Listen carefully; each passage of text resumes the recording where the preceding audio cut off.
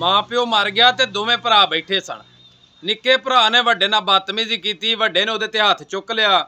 ਨਿੱਕਾ ਗੁੱਸੇ ਨਾਲ ਘਰ ਛੱਡ ਗਿਆ।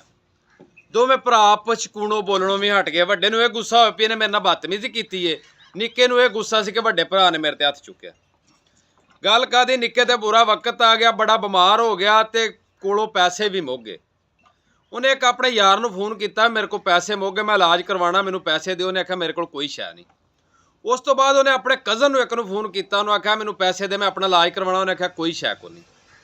ਹੁਣ ਸੋਚਿਆ ਵੀ ਕੋਈ ਚਾਰਾ ਨਹੀਂ ਨਜ਼ਰ ਆ ਰਿਹਾ, ਆਪਣੇ ਵੱਡੇ ਭਰਾ ਦਾ ਨੰਬਰ ਲਾਤਾ। ਜਦੋਂ ਵੱਡੇ ਭਰਾ ਨੇ ਫੋਨ ਚੁੱਕ ਕੇ ਹੈਲੋ ਕੀਤਾ ਨਾ, ਤੇ ਨਿੱਕੇ ਨੇ ਕਾਲ ਕੱਟ ਦਿੱਤੀ, ਕਿਉਂਕਿ ਸ਼ਰਮਿੰਦਾ ਸੀ ਆਪਣੇ ਕੀਤੇ ਕਿ ਮੈਂ ਭਰਾ ਨਾਲ ਬਦਤਮੀਜ਼ੀ ਕੀਤੀ ਸੀ, ਵੱਡਾ ਭਰਾ ਨਾਲ। ਉਹ ਵੱਡਾ ਭਰਾ ਸੀ, ਉਹਨੇ ਦਵਾ ਦਾ ਬੈਕ ਕਾਲ ਕੀਤੀ। ਜਦੋਂ ਉਹਨੇ ਆਖਿਆ ਛੋਟੇ ਕੀ ਗੱਲ, ਖੈਰ ਤੇ ਆਵੇ? ਉਹਨੇ ਆਖਿਆ ਭਾ ਗੱਲ ਹੈ, ਮੈਂ ਬਿਮਾਰ ਹਾਂ ਤੇ ਮੇਰੇ ਕੋਲ ਪੈਸੇ ਵੀ ਕੋਈ ਨਹੀਂ ਦਵਾਈ ਲੈਣ ਜੋਗੇ। ਉਹਨੇ ਉੱਥੇ ਹੀ ਆਪਣੀ ਹਰ ਸ਼ੈ ਛੱਡੀ, ਭੱਜਿਆ ਤੇ ਜਾ ਕੇ ਨਿੱਕੇ ਭਰਾ ਦਾ ਇਲਾਜ ਕਰਾਇਆ, ਕੋਲੋਂ ਪੈਸੇ ਲਾਏ।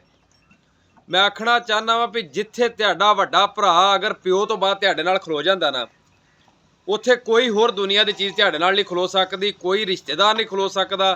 ਕਿਉਂਕਿ ਵੱਡਾ ਭਰਾ ਪਿਓਵਾਂ 'ਚ ਬਜਾ ਹੁੰਦਾ। ਇਹਨਾਂ ਨਾਲ ਕਦੀ ਵੀ ਜ਼ਿੰਦਗੀ 'ਚ ਬਦਤਮੀਜ਼ੀ ਨਾ ਕਰਿਆ ਕਰੋ। ਤੁਹਾਡੇ ਨਾਲ ਇੰਨਾ ਹੀ ਖਲੋਣਾ, ਬਾਕੀ ਬਾਹਰੋਂ ਆਣ ਕੇ ਕੋਈ ਬੰਦਾ ਮੁਸ਼ਕਲ ਵਕਤ ਤੁਹਾਡੇ ਨਾਲ ਹੀ ਖਲੋ ਸਕਦਾ। ਚੰਗੇ ਵਕਤ 'ਤੇ ਹਰ ਕੋਈ ਖਲੋਈ ਜਾਂਦਾ, ਲੇਕਿਨ ਮਾੜੇ ਵਕਤ 'ਚ ਆਪਣੇ ਹੀ ਭੈਣ ਭਰਾ ਨਾਲ ਖਲੋਂਦੇ ਨੇ। ਇਸ ਤੋਂ ਕਰਕੇ ਵੱਡਿਆਂ ਭਰਾਵਾਂ ਦੀ ਕਦਰ ਕਰਿਆ ਕਰੋ। ਜੇ ਉਹ ਤੁਹਾਡੇ ਨਾਲ ਕੋਈ ਗੁੱਸੇ 'ਚ ਗੱਲ ਵੀ ਕਰ ਜਾਣ ਨਾ, ਤੇ ਸਮਝ ਲਓ ਤੁਹਾਡੇ ਫਾਇਦੇ ਦੀ ਕੀਤੀ।